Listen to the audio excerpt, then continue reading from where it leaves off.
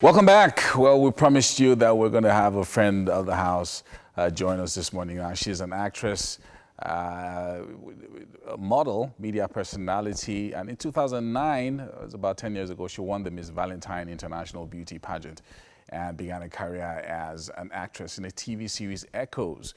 She has since appeared in several films and, she's done many things. I mean, you know her. Her name is Nancy Isime, and she's joining us right now via Skype. Hi, Nancy. Hi. Good morning. How's it going? Are you just waking up? You sound like... I woke up not too long ago. Okay, okay. So it's good to hear a voice. We know you've been pretty active on Instagram, participating in a number of things that are happening. But how's it been? How's the lockdown been? Tell us what you've been up to. I've been sleeping a lot. Been eating, just taking it easy. The most important thing is to remain alive and stay indoors. I know that you've also tried to be a bit active. You do a lot of workouts, which we I work also out see every online morning. as well. Yeah. I work out every day. Morning, sometimes evening, but I work out every day. Apart from just 2 days a week that I don't work out. So typically, I mean, I know that as an actress, someone who's involved in many things that have to do with television and being on the air, there were a number of projects you would have wanted to have during this month of March into April. Are these projects on hold now, and when do you hope to start them again? Well, they're all on hold. We plan to go back by the time, this is over and the government announces that it's okay to get back to work. But for now, we're always, I'm waiting anyway, and I was on a project when they asked the AMVCA attendees to go on quarantine. So they had to, I think I got the news on, I think Monday night or Tuesday morning. So we had to shut down the project. That was before they announced the no movement. I think they announced the no movement a week after. So the government announced, SCDC announced on Monday that all AMDC attendees should self-isolate. Yeah. So, that means on Tuesday, the whole production has to be on hold because I couldn't, and myself and about 4 other actors in the movie were at the AMVCA, so we all had to strike early.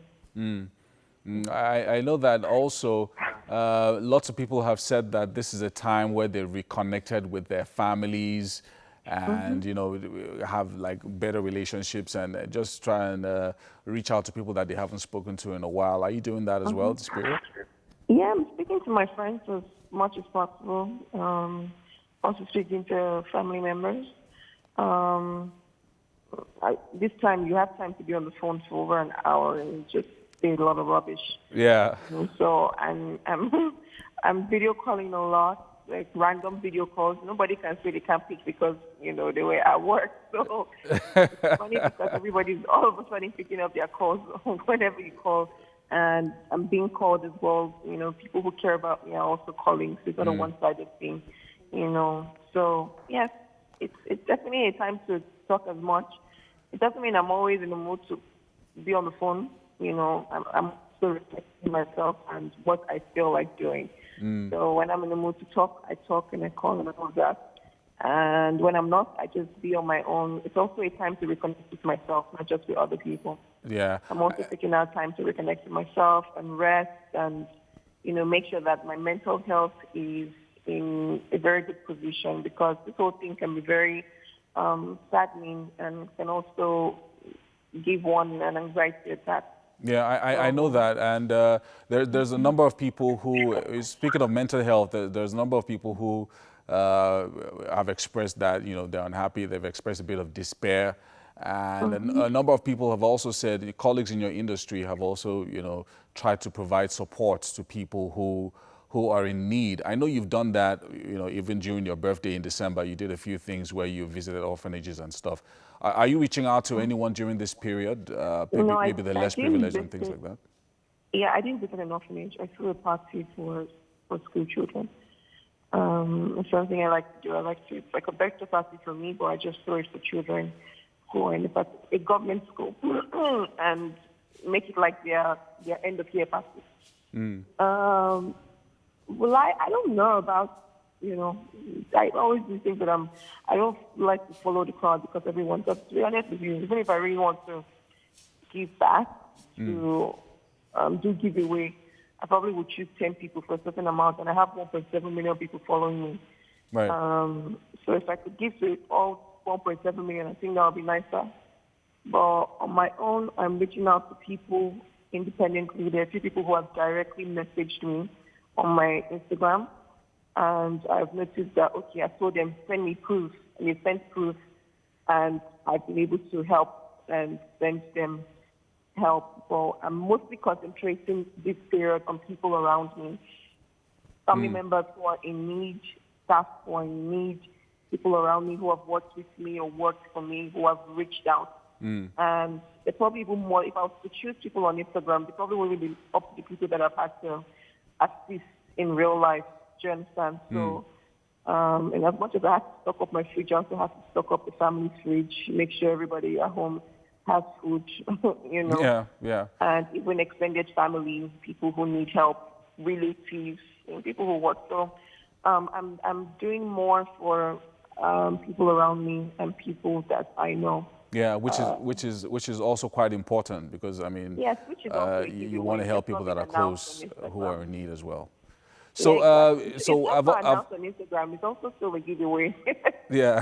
Instagram one, I like to do it every end of the year towards Christmas. It's my give back for the whole year to the people who follow me. But I don't do giveaways based on pressure and everybody's doing it. Let me also do. Rather, at this point, the most important thing is everybody I know around me who needs, should be able to get from me. Yeah. So one of the things I've always asked is, what's the first thing that you're going to do once the lockdown has been lifted and they say, okay, we're now COVID-19 free, everybody can do what they like. What's the first thing that you're going to go out there and do? What's the one?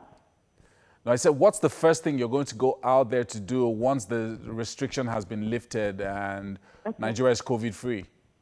Oh, I don't know. I think I'm going to probably take the first days to just get back to, my normal life. Because Right. let me be very honest with you.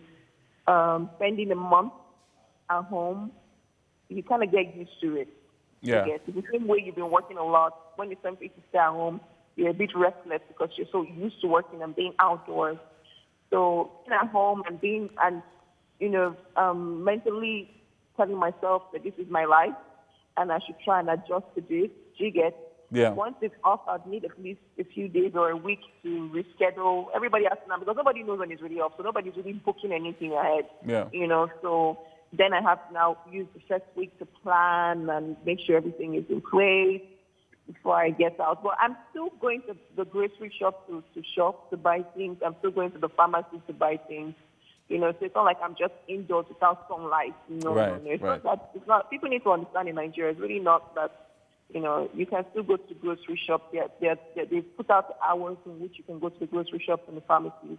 But for your safety, but for your safety, you just cannot go and visit friends, go to parties, and go to large gatherings. It's for your safety. It's really not about the government. It's for your safety. But what you can do is you can go and restock on food while observing precautionary measures like washing your hands, sanitizing, and giving at least 8 meters between you and somebody else. Yeah. You can still go to the pharmacy to buy drugs. So you can still see sunlight. You can still go and buy fuel for your generator if you have a generator. So you can still go out. You just cannot be in parties or in large gatherings. So, yeah. Yeah. So thank you for that piece of advice. Now, if you wanted to encourage someone, just as we're rounding off this conversation, if you wanted to encourage someone out there who's a bit apprehensive about the next 14 days, what are you going to say to them right now, live on the show? What I'd say is you need to look at it this way. The earth needs to heal. For so many years, man has basically cared about working and going out every day. And I learned that in countries like Italy and, some other countries in Europe, they've started seeing dolphins for the first time. animals who are coming into town, you know, and the wildlife is basically just doing better. So I feel like this is our opportunity to let the earth take a break. We're not really giving it a break. So if your car doesn't need to be out, don't take it out. Do you understand? For the sake of pollution, let's reduce that. But if you're at home and you're struggling with, oh my gosh, how do I do this? This is how I see it. I see it as the earth needs to heal. Let me give the earth some time as long as it needs. The deadly virus is in town. The only way that we can make sure that it goes away and we can get back to our normal life and people don't die in masses, because trust me, this is Nigeria. People die in masses. There'll be people on the road. There'll be dead bodies on the road, because if you hear now, you hear that most of the mortuaries are full. So in order for us to actually put this thing in place and make sure it doesn't go around and start to affect people that we know personally, we have to stay indoors and just let this pass and let the government do what they can do to curb it. So it really depends on you as citizens. A couple countries didn't take it seriously, and now you're hearing that their death toll is into 20,000, 60,000. Infected cases are over 100,000. I pray that never happens in Nigeria, but in order for it not to happen, we really need to sit at home and let it pass. So just take care of yourself, work out. It's such a great physical and mental, great for your physical and mental well-being. Cook do what you love to do, dance, eat, relax. It's your opportunity to actually relax and not feel guilty about it. Because trust me, the same problem you have, people all over the world have the same problem. So worrying about it isn't an issue right now.